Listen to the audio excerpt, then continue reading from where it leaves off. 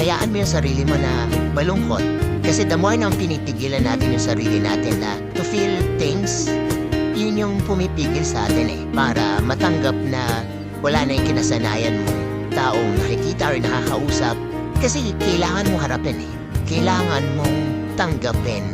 Dahan-dahan. Unti-unti mong unawain yung sarili mo sa kung ano yung nararamdaman mo. Okay lang na umiyak, okay lang maging bitter.